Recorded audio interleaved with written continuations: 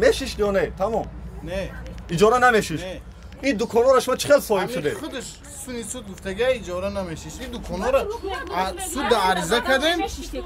رفتن رئیس نوحیه عرضه کردیم نه یا سرعت موقعیت گفزن تا که یا مرمند دختری پرشکسته در فدراسیون روسیه کار می‌کنه یا پیسری من سالیانی سال یا کی من میگم ایسایف تاجدین میگم من 7 برادر اکا دارم زنی من 8 برادر اکای کارگر دارم و 4 تا بچه دارم چی فقط همیجا نماره دیدگیان همچون پیری خانه شما صحبت کنید که وای اکا خیس رفت از پیش دوربین ما به یگان سوال من ساده جواب نداد میخواستم ما باید سوال شما رو جواب داده بفهمم من همچون ژورنالیست میخواستم واقعیت فهمم که این جایی که شما مغازه ساختین قبلا از اویله رحمتفو بود نبود چی بکشتید الو همین مثال که زن شدیم گناهکار شدیم همین فرزندان شروع همین زنکار شدن با تو آگاهنامه با من آگاهنامه نایستادن که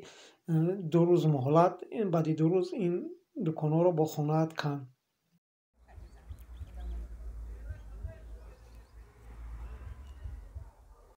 درود بیننده عزیز شبکه اجتماعی دلیر معاملی امیدوارم شما خوب و خوش و سلامت هستین ما در شهرک اویلی کوچه عینی قرار داریم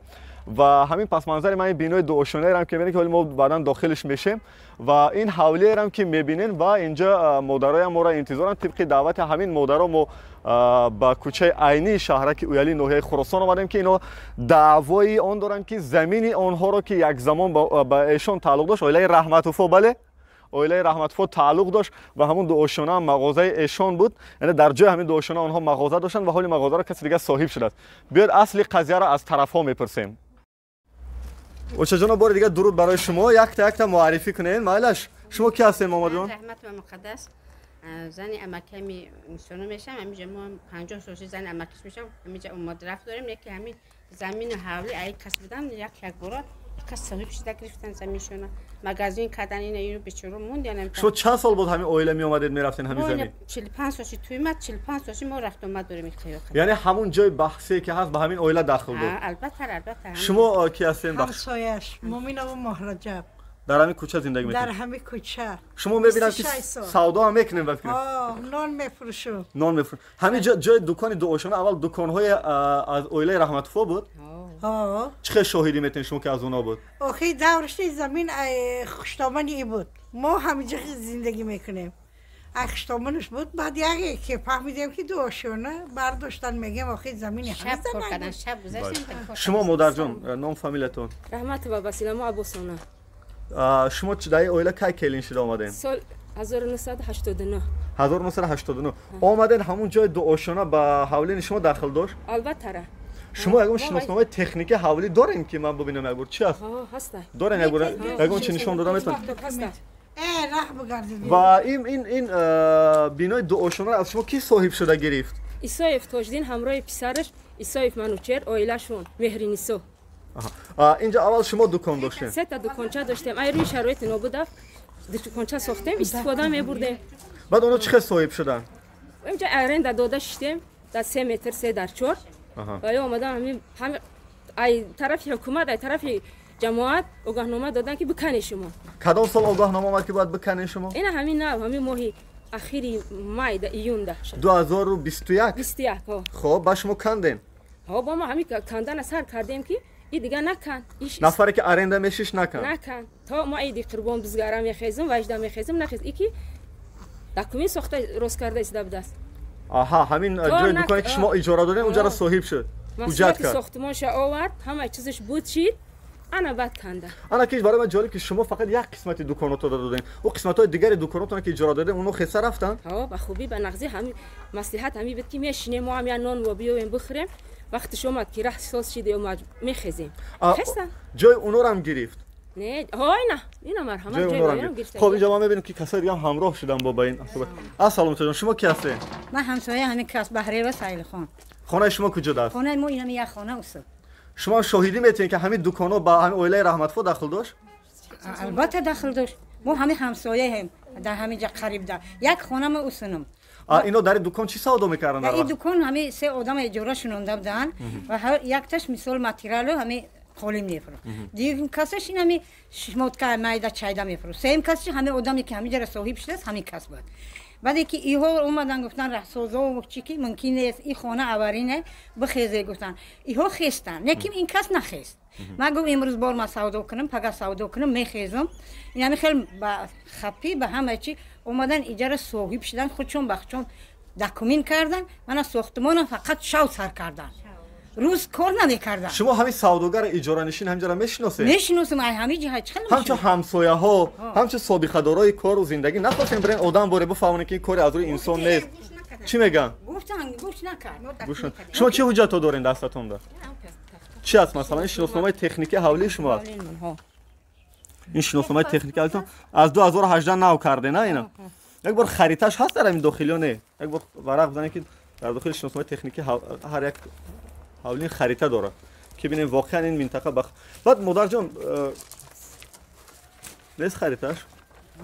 نه خریطه این خریطه خونه است خریطه یک تا دیگه ورق زنین تو گفتیم که باید گفتیم اینجا باید خریطه زمین هم باشه اینم خریطه منزلتون است خونه‌ای که چاپه شدن انا همیو بودن انا طرف یعنی همیو تریزه ها همه چه طرف اینجا بود موبایل مویا راه داشت اینجا خوابگاه بوده اگر خطا نکنم خونه شون آبشید دیگه همسایه‌تون هم چاپه شد یا نه ایمو چاپه شد دو تاش چاپه شد ایو همه یک طرف تا 4 خونه بود همش چاپه شد حالا شما وقتی که چاپه شد بختون موند یا نه چی ها بختون موند شما هم داشته یا نه آبشیشی شما در خودتون موند دیگه همسایه هم در خودشون موند فقط شما در خودتون نموند برای که حجت کرده گرفته است برنامه ولی چشم بیاین این طرف یک بار خوش فکر اینجا بیاین شما بیاید که ما یک بار بیاین همسایه هم اگرش فقط خوش فکر که وقتی که میریم به یگون دودوای به جنگ و جنجال صحبت کنید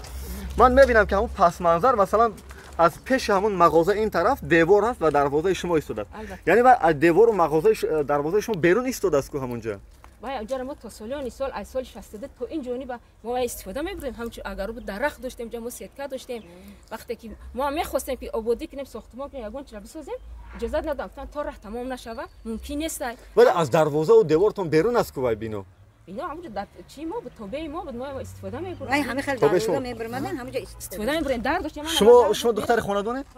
شما همچون یک نفر جوانتر با یگان سود مقامات اجراییه یگان جا مراجعت کردید یا نه بله مراجعت کردیم همه جو کجا مثلا پروکراتوره نوحیه پروکراتوره خراسان خب پروکراتوره ولایتی ختلون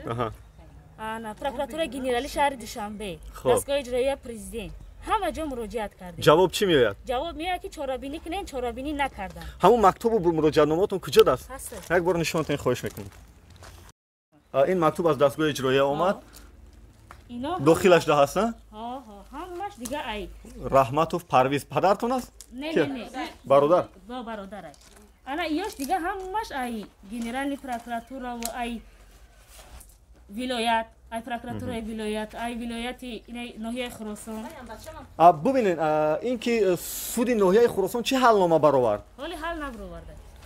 حالی کار سودی ادامه دارد کاری سودی ادامه دارد تا دعوت نکرد چند ماه شد رفته است شما چند ماه شد از 30 آگوست بود اینا تا حالی را یگان حل نبرآورد 30 آگوست 2021 سپتامبر قبول کردن شما مراجعت کردین یا اینو نه مادر مراجعت کرد ما نبودیم مادر مراجعت کرد اینو همه اجاره میشینن آرنده میشینن ایسای و مهرنیسا نام دارن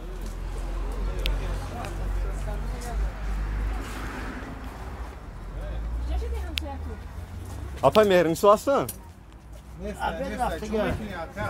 سلام علیکم شما کی هستین برادر جان بخشش میتونم شناسم شما کی هستین بخشش منوچه ایسایف منوچه پسری معلمه ایسای و مهرنیسا معلمه نیست مادر نباشم ایسای و مهرنیسا شما خوب هستین سلامت هستین این طرف دعواگر است که این دکان ها همگی 2 سال پیش به اینا تعلق داشت مادر میگه که همگی 2 سال پیش دکان ها به اینا تعلق داشت و با مادر شما اجاره داد و دوام این 1 سال مادر شما حجت کرده این زمین ها را صاحب شد و دوشانه مغازه برداشت واقعیت دارد هم تو میخوام همین جایی که حالی 2 دکان داره اینجا حجت داریم قرار همش صد یک بار هم قرارتون که من شناسم قرار ساختمانی که گرفته قرار سودی چیه که من دلیل مالی روزنامه‌نگار مستقل اجازه دارم که از پای دعوای شهروندان تحقیقات ژورنالیستی گذرونم با اجازه اومده مثال به اجازه ما کامera اینجا اگون ابیکت استراتژی است میگن об'єکتی حکومتی است جای جمعیتی است استراتژی مثال جای جمعیتی است مالکیت شخصی من تو با کدام حقوق میای منزل شخص داخل ناپذیر است نگفت است که جای جمعیتی اینجا بازار است اینجا بازار است منزل شخص نیست چیکار دارید ای من ژورنالیست میخوام از شما پرسم که این واقعیت دارد یا نه یا بپرسم یا گپ میزنم شما بگید همون قرار ساختمان که تو بر من شناس شم که اجازه نامه کدام وای رفته باید در خونه بیارم برای تو نشون باید اینجا داشته باشین باید همینجا را باید داشته باشین همراهتون خونه برای سود پراکرور هم مجرد هست ای کپیاش میبینیم این واقعیت دارد که یک سال پیش مادر شما اینجا اجاره میشیشت یک سال پیش اینجا اجاره میشیشت مادر شما واقعیت دارد یا نه همین میخوام آشکارا بگم تا برادر جان ببین برادر من ژورنالیست نه طرف اینایم نه طرف شما برای من حقیقت عزیز است همین را آشکارا بگین که یک سال پیش مادر شما اینجا اجاره میشیشت یا نه تمام نه اجاره نمیشیشت این دکانا را شما چه خیلی صاحب شده خودش سونی سود گفتگی اجاره نمیشیشت این دکانا را سود عریضه کردیم رفتیم رئیس نوحیه عرضه کردیم میگه اجاره میشینن اینو که من نفهمیدم اجاره میشتیم نمیشتیم من همسایه سه تا شاهدن همسایه قرار رئیس نوحیه او زمین شخص بود منزل شخص بود اینجا آبشیجی داشتن اینو من دیوالا دیدم مرا نبر من دیوالا دیدم دروازه را دیدم میگه از اونجا بیرون ما آبشیجی داشتیم و با ما داخل داشت آبشیجی اوخی نه همسایه میگه که همین همسایه میگه با همینا داخل داشتو نفهمیدم روبروی چند تا زن حقیقت ها بگن نرین برادر جان حقیقت ها بگن کجا میرین شما برادر بیاین اینجا خواهش میکنم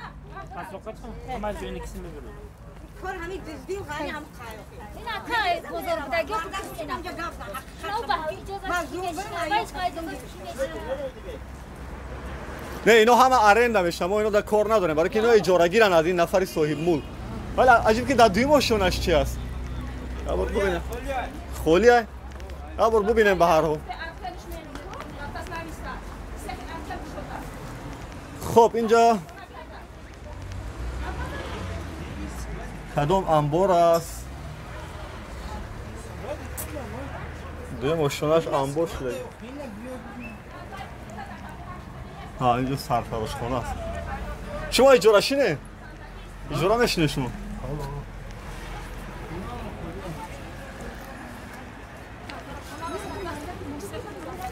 ولی مادر جان وقتی که همین بینا را ساختمانش بود کرد دوی ماشونش چی معرفی کرد؟ دوی ماشونش باید چی میشه؟ معرفی کرده است که چیزی که دو زندگی میکنم سرفراش خانه اما این نیت ما بود که من فرزند دخترم دو زنده میخواستیم بکنن تا که یا مروان دختری پرشکسته در فدراسیون روسیه کار می‌نمیاید یا پسری من سالیانی سال یا که من میگم ایسایف تاجدین میگم من 7 برادر اکا دارم زنی من 8 برادر اکای کارگر دارم و 4 تا بچه دارم چی فقط همینجا نماره دیدگیان همین بربر همش هستن یک جون زمین و قدرت داشت میتونسته که برای یگان استادیون ساز کنه یگان برنیسر اساس کنه برای یگان مکتب آباد کنه یگان راه آباد کنه شب بازارون که بیام ما را همینجا دقیقاً وقتی همین کارا بکنیم ما حالی بتونیم که با مادرش یا که با ایسایف تاجدین زنگ زنیم رقم تلفنش داریم یک بار همونو که صحبت کنیم اون کس رقم تلفن داره کارخونه‌اش برنیسه داره شما دارین رقم که تاجدین مردک باشه بیا گپ زن خب دیگه از پیش ما رفت نمیدونم که دیگه ما با کی صحبت کنیم ولی یک مسئله است که میگن که کدام وقتی از شما قصد گرفتن خواست است که پدر شما چی دشنامه کرده است اینا را قصد گرفتن این واقعیت دارد یا نه وقتی معامله کردن گفتم خیلی بیا مقصد ساختمان کردین بگیرین ساختمانتون حق شه معامله کنین بخیزین با خوبی برین چی در کار جنگ جنجال گفت نه وقتی ما نخیسیم پدر تو زنی ما را دشنام کرد در بین خلق آخه اون جماعت هسته عادل هسته میبردی در عادل میدادی شما هم وقت جنجال شوهرتون بوده در همینجا نه من در خونه بودم دشنام کردگی است یا نه به فکر شما نمیدونم کی رستگم حالی شما آماده این که اگر معامله شوا همین بینا را کلا مبلغ گذاری کرده بگیرین شما این امکان دارین ما گفتیم دستوتا معامله کنن بخیزن خالی کنن جای ما را چقدر نرخ گذاری استقامتی ما ولی ساختگی نیست چقدر نرخ گذاری شما آماده این که این بینا را بگیرین این نرخ گذاریه که ما گفتیم که خیلی حساب کتاب کنه معماری بیا حساب کنه وای خودش گفت که اگر خریدنی باشه یا نه 500 تا بخر 500,000 سومونی 500,000 سومون هم دو آشونه همین میگه که 500,000 سومون فقط من میتونم بفروشم سلام مادر جان و همسایه ها آخری صحبت چی میخواین گفتن ما میخواهیم که همه جای همه انسان ها را برگردانده بتیان ما نمیخواهیم که دیگر آدم بیاید زوری کنه امروز این خیلی زوری این کنه پگاه یک تای دیگهش میکنه دودر فهمی مثال که زن شدیم گناهکار شدیم همین فرزندان شروع همین زنکا شدگی همین چون مردک بود نه استاد گپ زنه چون استاد گپ زنه سودیه ها یگان بار اومده از شما همچه شاهد پرسیدن چی گفته شما همین گپا رو گفتم که حقیقت ای همین زنکه بله ای دیگر کس نیست مثلا اینم پشت خانه خودت باشه خود ای چون گیجا بیای همینجا صاحب شوه ترا رنگ پسنده در تا محکم کنه شما چی همین قانون توفی میشوه با چی حالت مینه یک دعوای همین که از دروازه و دیوارش بیرون است میگه دوخه یک دعواش همین ما هم ای دروازه بیرون داریم جو ما هم داریم ای دروازه بیرون جو لیکن هیچ کس ساختمان کردی نیست اگر منزل استقامتی را فرمون نمیدادن نمیکندیم در تای منزلی ما این ساختن نمیکنیم به همین خاطر فریب کردن کندن بکن گفتن تا کمون کنده گیرده یا نکنده ولی مادر جون امیدواری شما انتظاری شما از کجا است از کی است از چی است دیگه ما ژورنالیست ما فقط انعکاس میکنیم دیگه از کی است ما انتظاری از جناب محترم احترام خواهش میکنیم از کی از جناب محترم امام علی رحمان خواهش میکنیم که همین ساختمانی همین مثال آدما را گردانده بتیه امروز یک تاش خیال میکنه فردا یک تا دیگه هم خیال میکنه همین در کدام قانون هسته با زوراوری هسته همین کاری شما هم چه صاحب ملک چی خواهش دارین سابق صاحب ملک البته از جناب عالی پرزیدنت اوری التماس من خواهش میکنم که ما را هم شهروند به نظر بگیرن ما هم زن ما هم مادر ما هم میخوام که بگذار گدا باشم در خاک وطنم باشم مرا این مجبور کرده شده است که تو خانه تا زمین تا به امر فروش بره روسیه من روسیه رفتنی نیستم من میخوام که فرزندم تو که تا فیدرال روسیه تخنیکی برم کار کنم بیایم همین ایری قانونه در کدوم چارچوب این قانون اومده است دادن التماس منم خواهش دارم که ما مادران نظر کنه پروردگار 100 سالش کنه سرش درد نبینه دردی سری فرزنداش نبینه میدونم که وطن آباد کرده است میدونم که چند فرزند دیگر صغیر یتیم دستگیری کرده است همه طرفا شما انتظاریتون از سود ولایتی چی است مادر از سود ناحیه خیلی ناحیه گفتید که ولایتی روی کرد دیگه ولایتی اکسپرتیز روی کرد اکسپرتیز بایا روان میکنه حالی حلنامه را ایا میبرورن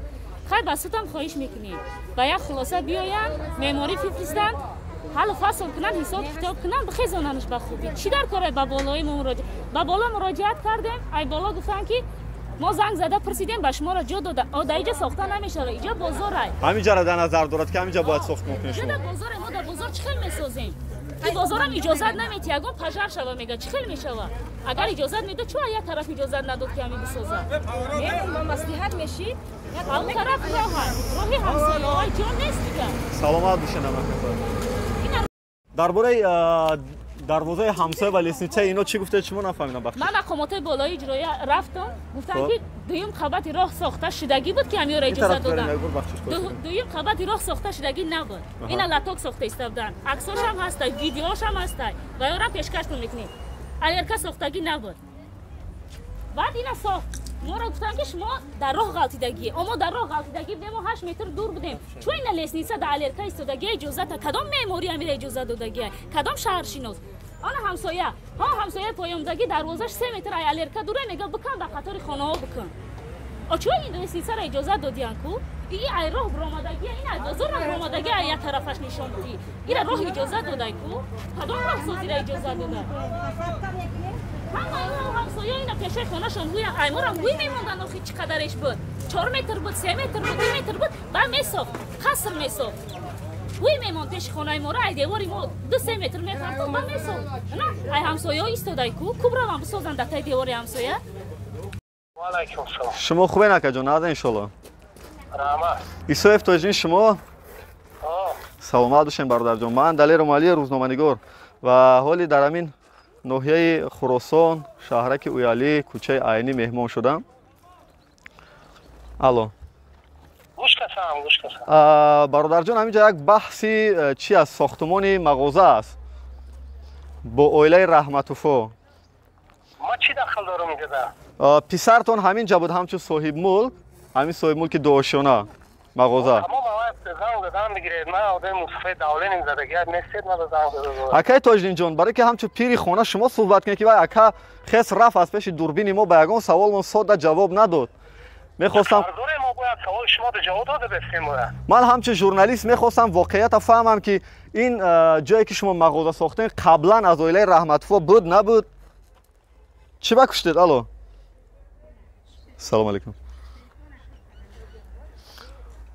خب واقعا جالب است که من نمیدونم برای چی یعنی پسرشون هم از صحبت سرکشی کردن و متاسفانه پدرشون هم از ادامه صحبت تلفن. اکای تاجدین جان، اکای تاجدین، خواهش میکنم من همچه ژورنالیست میخوام با اون طرف با یگان نفر صحبت کنم که واقعیت ها را برای من بگن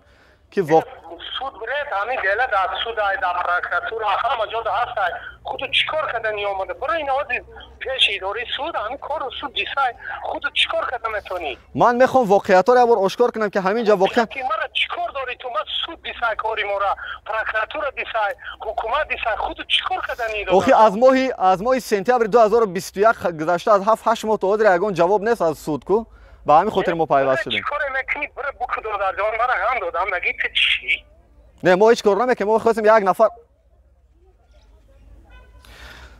خب این مراتب دوم بود که طرف نمیخواهد که بیاید یک صحبت واقع بینانه و آشکارا با ما کند. واقعا اگر این بحث سودی 1 ماه و 2 ماه میشد من هیچ وقت همراه نمیشم، چون از اونه که طرف میگوید اویله رحمت‌فو که از ماه سپتامبر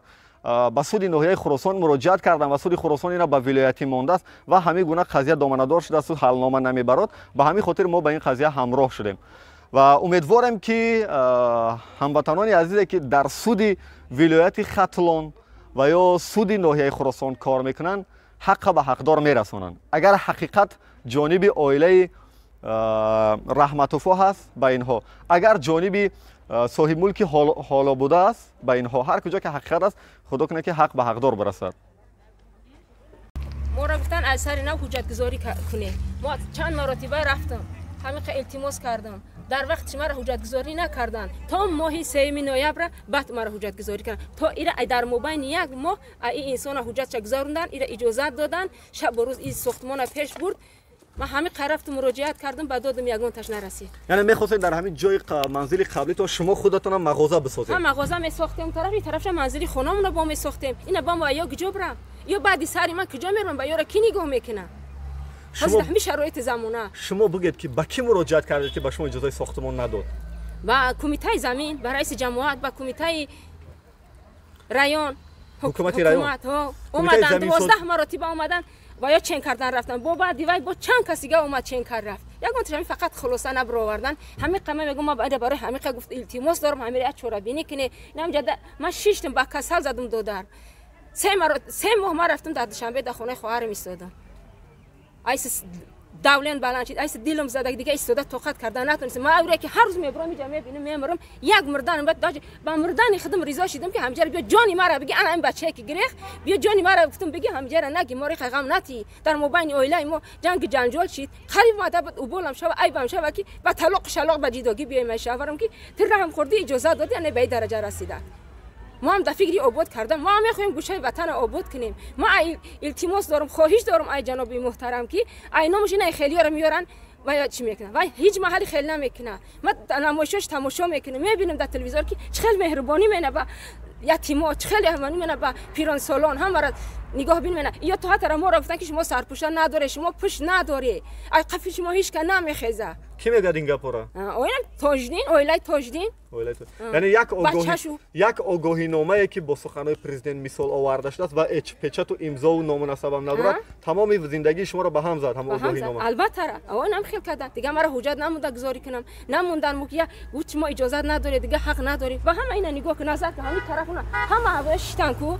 فقط ما رفتن که جناب میگذاره ای چی استفاده بردن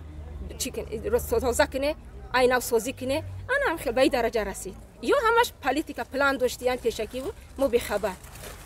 این همین دروازه خطی ایو میدون اومدن میبره این دروازه رخصت کرده است. اوره هست همین سینی خونه که این جو به سر هم مش خونه همین میدره. این طرفم او این طرفم او این بیچاره چیکار کنه حیرون بود است این بیچاره زنه کمینا. احوال ببین. یعنی یک نوشورا هم نکرد است که در یک کنج بریزه او. سنم میکنه میگه شما کیان گفتن نمیخواد فقط ساختمانی گپاشون نمیخواد. نوسازی اینا و همش بنیاد میکنیم و من خدایافت هم یک نوشورای اوش اون طرف نکردی نمیشین یعنی برقص قصدن یا هم خلقت گفتن پس گرفتن اینا بهش این خونوش تل زدگی نسل همینجا ایس زده اصول رفته همه جزیر سگ خاک به چی همینجا شیتن به شروع چوک نکنه جو تو چی دارین شو در دستتون میکنید؟ هم آگاهی نامه دادگیشون از یگان تاش به کلا نمیگیره. اوی آگاهی نامه نه پچات نه امضا هیچی نداره. در نبودی ما دادم به پدر مادر من نمیفهمه. این در می اساس منزل استقامتی را کندن. باید نمیرد باز به گردن نمیگیره. در پشتش هم یگان پچات امضا داره اقلا. هیچی نداره. بعد یاد دقیقه رحمت و رستم کی بود در وقتی که شما دادین آگاهی نامه را؟ این پدر همین شهر. با شما دادن؟ از طرف کی داده شده است؟ نماینده حکومت و این رئیس جماعت آورد. زمین ساز جماعت